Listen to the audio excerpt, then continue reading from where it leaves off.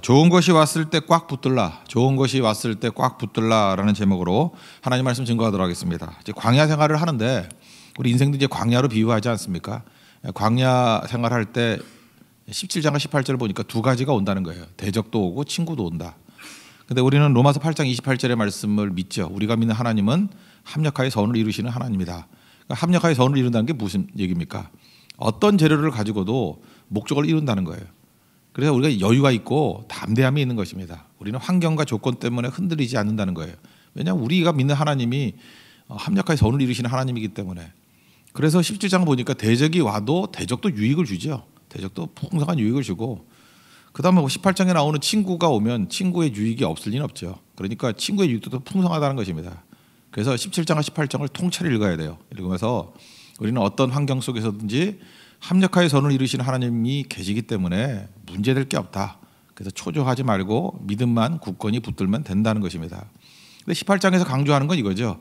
좋은 것이 왔을 때 꽉 붙드는 사람과 흘려보내는 사람이 있죠. 꽉 붙들어야죠. 또 하나는 나도 그런 축복이 돼야 되지 않겠습니까? 그래서 이런 축복을 붙들라도 되지만 내가 축복이 되라. 우리가 축복의 통로니까. 그래서 이게 양면적인 이런 거를 붙들어야 될 뿐만 아니라 내가 또 다른 사람들에게 축복이 되는 인생이 되기를 원합니다. 이 모습이 있어야 된다고 생각을 합니다. 친구 얘기인데 친구의 유익이 뭐냐? 두 가지인 것 같아요. 첫째는 기뻐해 주는 사람이 친구라는 것입니다. 이 정의, 개념이 되게 중요한 건데 친구가 뭐냐? 그럼 나의 모든 일에 대해서 기뻐해 주는 거. 그죠? 기뻐해 주는 사람이 친구라는 것입니다. 아말렉 그러면 이거는 기뻐하지 않죠. 항상 우리 약점을 보면 공격하려고 그러고. 그런데 미디안의 사람들, 특별히 이드로는 기뻐하잖아요. 1절을 보시면 모세의 장인이며 미디안 제사장인 이드로가 모세에게 와서 여호와께서 이스라엘을 애굽에서 인도하신 모든 일을 들으니라. 이거 듣고 결론적으로 되게 기뻐해요. 근데 모세가 얘기했던 게 세 가지거든요. 8절을 보시면 거기 보세요. 바로와 애굽 사람의 행하신 모든 일, 10가지 재앙이잖아요. 그러니까 심판, 그리고 그들이 당한 모든 고난. 우리도 누구한테 이렇게 간증을 하거나 할 때 이걸 얘기해야 돼요. 하나님께서 대적들을 심판하신 일, 그리고 두 번째는 내가 당했던 고난, 그리고 세 번째 여호와께서 그들을 구원하신 일. 하나님께서 이렇게 구원하셨다. 이 세 가지 파트를 얘기를 할 때 그게 진정한 하나님이 하신 일들에 대한 설명이라는 것입니다.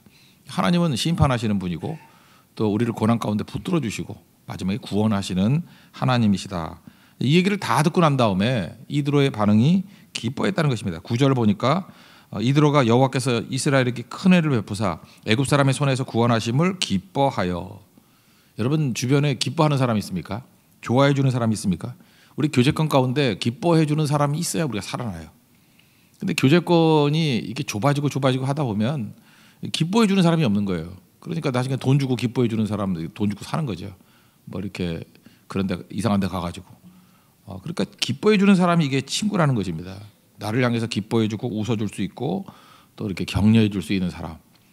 우리는 어떤 사람은 그래요. 뭐 잠깐만 기뻐해 주고 하는 걸 아첨이라 그러는데 잠깐만 이렇게 남들에 대해서 이렇게 매도하지 말라고요. 그 아첨도 인내라 그러죠. 계속하면은 그건 소신입니다. 소신이에요. 계속하면 그 인격이고. 그러니까 주변에 뭘 한 가지를 하면은 그 나쁜 사람들이 많잖아요. 뭐 이렇게 매도해 버리는데 그 신경 쓰지 말고 계속해 보세요. 그럼 그게 인격이 되고 그게 소신이 되는 거예요. 그러니까 뭐든지 좋은 것도 이렇게 도전을 받는다 이렇게 생각을 하면 된다는 것입니다. 근데 기뻐해 주는 사람 이건 좋은 친구고 이건 놓쳐서는 안 되는 거예요. 저는 뭐 친구는 아니지만 제가 돌아가신 우리 친할머니가 그러셨어요. 저를 사랑했다는데 사랑이 뭔가 생각해 보니까 저를 기뻐했던 것 같아요. 만나면 너무 반가워하고 막 펄쩍펄쩍 뛰고 뭘 하도 그냥 이렇게 인정해주고. 그래서 연세 드신 분들이 할 일이 그건 것 같아요. 근데 요즘에 과묵해서 그걸 잘 못하는 것 같아요. 이렇게 어린 사람들 보면 막 기뻐해주고 자랑스럽다 그러고. 우리도 이제 그러대요. 뭐 우리 딴 데는 없는데 우리는 아이들이 너무너무 많다고. 그래서 이렇게 뭐 젊은 교회 살아있는 교회가 어디 있냐 이렇게 기뻐해주는 거. 그때 의욕을 낳고 그래야 또 다른 마음이 생기죠. 안 그래요? 그래서 잠깐만 낳는가 봐요. 애들을 잠깐 기뻐해 주니까. 그러니까 막 셋째도 낳고 넷째도 낳고 다섯째만 없네요. 다섯째만 이제 시도하면 돌파해 버리는 건데 그죠? 4명이 가정은 많잖아요. 그러니까 기뻐해 주는 거예요. 그래도 왜 낳냐느니 뭐 시끄럽게 또 이렇게 하냐. 잠깐 이러면은 이게 이제 어려워지는 거죠. 그러니까 친구는 기뻐해 주는 거예요. 제가 친구 얘기할 때 뭐 종종 얘기하죠. 이게 춘추전국 시대 때 그 배가하고 종자기 이야기. 배가는 검은고 명인이에요. 검은고 엄청나게 잘 탔는데 검은고를 잘 탔다 이거라 그러면 뭐 스토리가 될 수 없잖아요. 근데 그의 친구 종자기는 너무너무 그 얘기를 듣고 기뻐하는 거예요. 그래서 뭐 이렇게 연주를 하면은 야 이거 산 속에 와 있는 것 같다. 그 노래 주제가 뭐 산에 가는 거면 내가 산 속에 와 있는 것 같다. 산에 종달새가 들리는 것 같아. 막 이렇게 기뻐해 주니까 배가가 그저 이렇게 정신없게 연주하는 거고 또 어떤 연주를 하다 보면은 이게 강물 위에 내가 떠 있는 것 같다. 배 타고 있는 것 같다. 정말 물소리가 들리는 것 같다. 뭐 이렇게 얘기해 주니까 배가가 또 의욕이 생겨가지고 계속 연주하고 그러다가 친구인 종자기가 죽어요. 병으로 죽는데 죽고 난 다음에 이제는 자기가 아무리 연주를 해줘도 들어주는 사람이 없는 거예요. 인정해주는 사람이 없는 거예요. 기뻐해주는 사람이 없는 거예요. 그래서 배가가 검은고 연주를 접었대잖아요. 그랬더니 주변 사람들이 당신 같은 대가가 왜 검은고 연구를 접습니까? 들어주는 사람이 없으니 연주에 의미가 없다고. 그때 여기서 중요한 거죠. 이걸 갖다가 이제 두 사람과의 관계를 지음, 알지자의 소리 음자예요. 소리를 알아준다. 그래서 지음 그러면 이거는 뭐 중마고, 관포지교 뭐 이런 뜻하고 똑같은 거예요. 좋은 친구 관계. 그래서 특별히 뭐 중마고 그럴 때 어렸을 때부터 친하다 뭐 이런 뜻이 있잖아요. 관포지교 뭐 이런 것도 있지만 더 중요한 건 지음 그럴 때 강조하는 두 사람의 친구 관계는 뭐냐면 서로를 기뻐해 주는 거예요. 서로를 인정해 주는 관계. 그래서 우리도 좋은 친구가 있으면 나의 지음이야. 그죠? 나의 은사를 알아주는 사람이야. 나의 헌신을 알아주는 사람이야. 나의 사명을 알아주는 사람이야. 그게 지음이라고요. 우리 예수 믿는 사람들이 또 하나 맞는다 그러면 지명이야. 그러면 되죠. 나의 사명을 알아주는 사람이야. 서로 알아주게 될 때 그때 놀라운 능력이 나타나게 되는 거겠죠. 그런 의미에서 이거 굳이 말한다고 하면 이 사람은 이드로는 지음이에요. 그죠? 모세의 가치를 알아주고 모세에게 임했던 하나님의 능력과 축복을 알아주는 사람. 이런 사람이 있어야 된다는 것입니다. 이런 사람이 있으면 놓치지 말라고요. 그래서 여러분 주변에 어떤 사람을 제가 만나야 되냐면 잠깐 궁시렁 되고 뭐 뒷구멍에 앉아가지고 교회 욕이나 하고 뭐 어떤 사람이 뭐라 그러다 이렇게 이런 사람하고는 거리를 멀리하는 게 좋아요. 그건 영혼에도 도움이 안 되는데 누구 만나면 이게 가치를 인정해주고 축복해주고 뭐 이런 사람들 항상 교제를 더 많이 해야 돼요. 그러면 살아나게 된다는 것입니다. 저도 목회를 보니까 딴 게 아니에요. 이렇게 주요 일들을 할 때 이렇게 지음과 같은 사람들 있죠. 예수님 사랑하고 사명을 사랑하고 남들 잘 되는 걸 기뻐하는 사람들을 조금씩 전면으로 내세워서 이렇게 일들을 맡겨주면 하나님이 축복해 주시더라고요. 풍성해지고 외로움이 없고요. 따뜻해져요 교회가. 이건 뭐 하루아침에 뒤집으라는 얘기가 아니라 조금씩 그 관계를 맺어 가십시오. 그리고 이런 사람들을 절대로 놓치지 않는 은혜가 임하길 바랍니다. 그리고 또 하나 뒤집어서 내가 지음이 돼야겠죠. 종자기.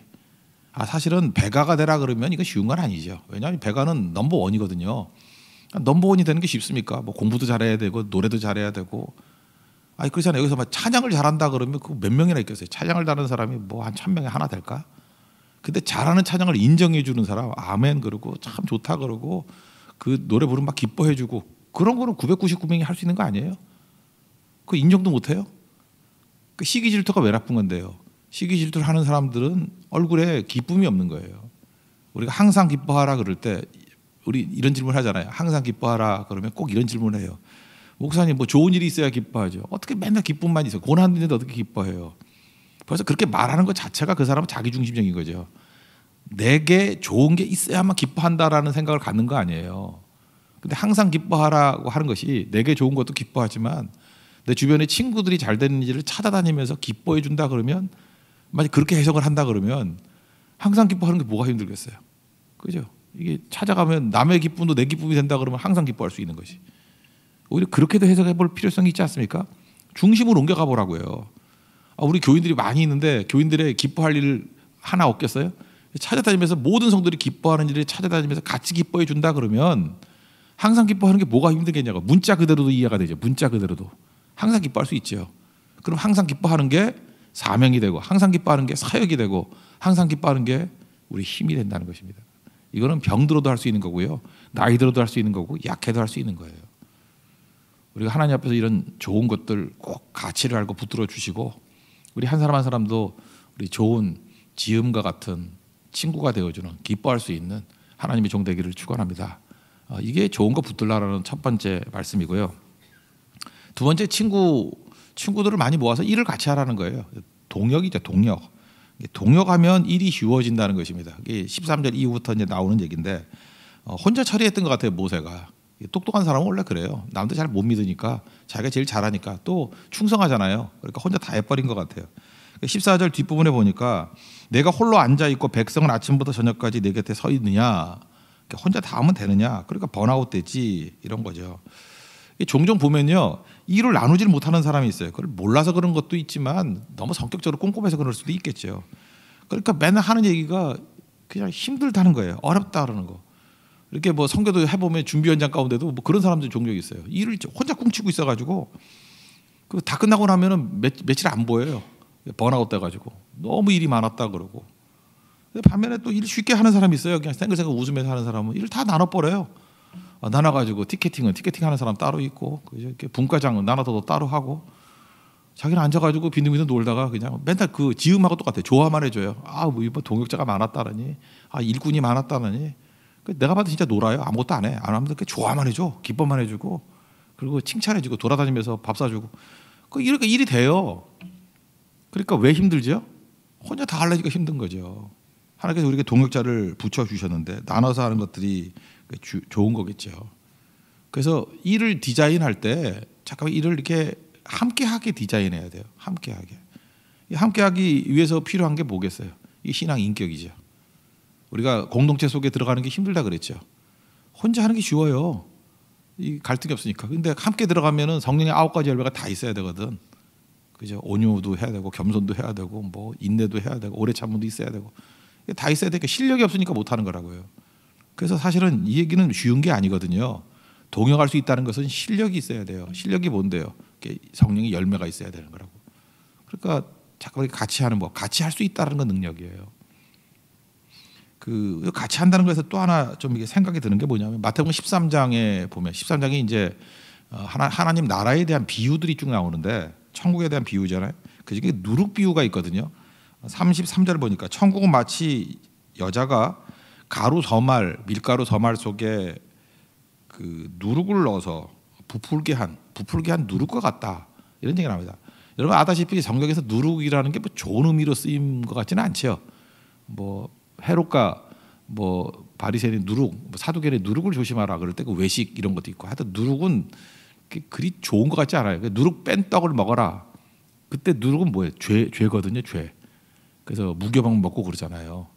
그러니까 누룩이 그렇게 굳이 좋은 의미로 사용된 것 같지는 않아요. 그런데 천국이 가루 서말 가운데 누룩 집어넣은 것 같다라고 하는 거는 누룩이 뭐라고 생각할 수 있느냐? 우리 공동체 가운데 약한 자를 얘기할 수 있는 것 같아요. 약한 자.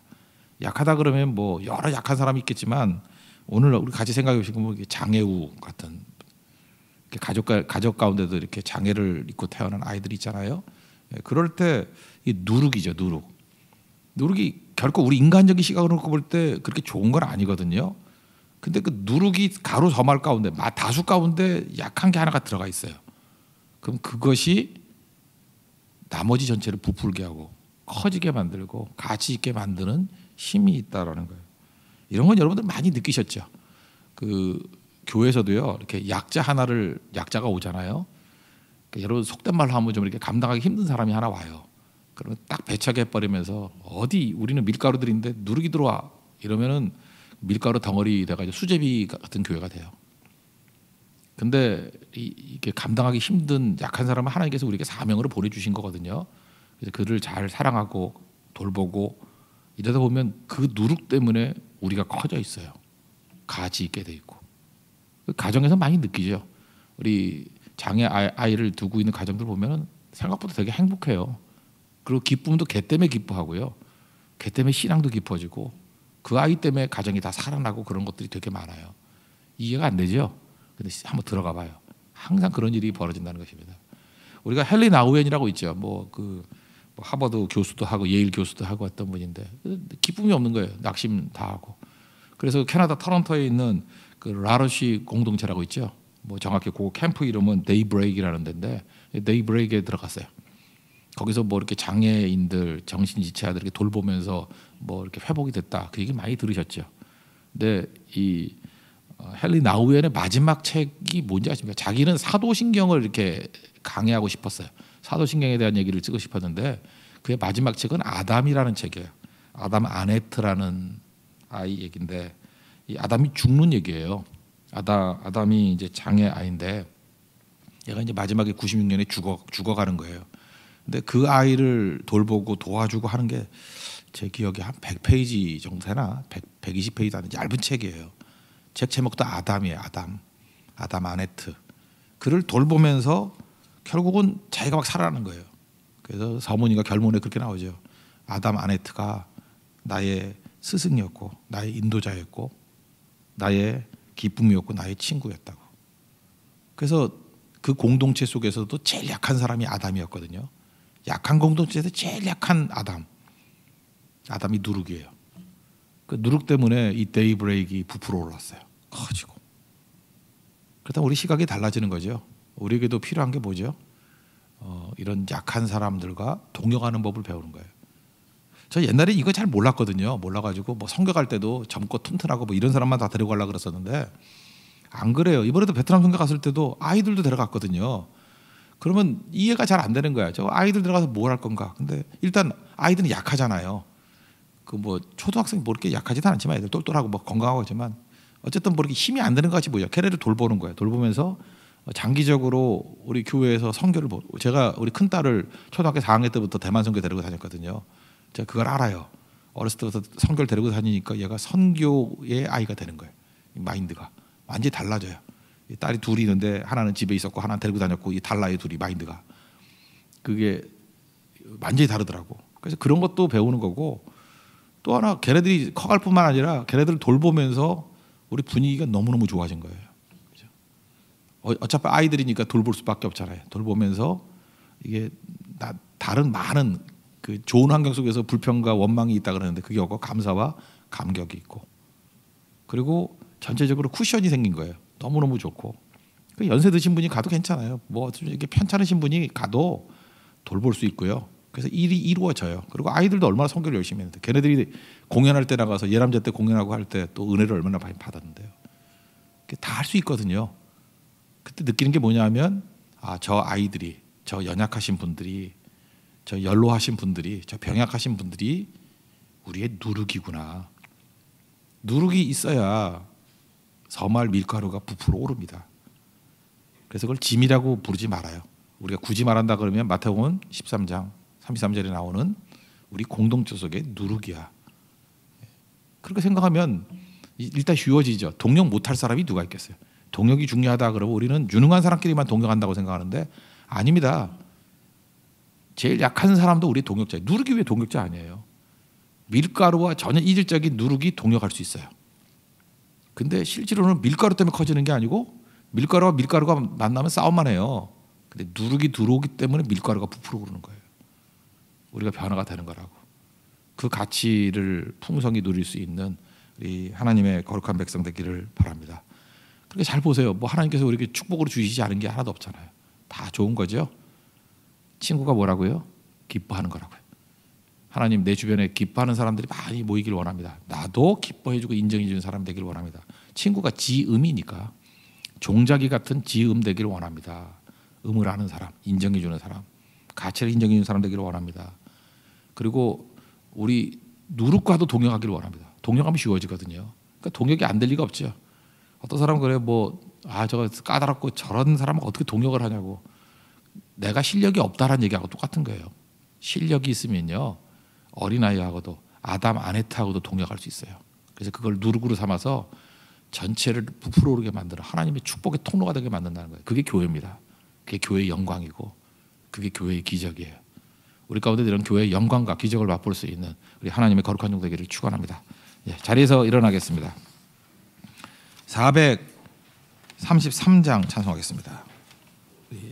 어떤 것도 주님 앞에 드려지지 않을 것이 없습니다. 433장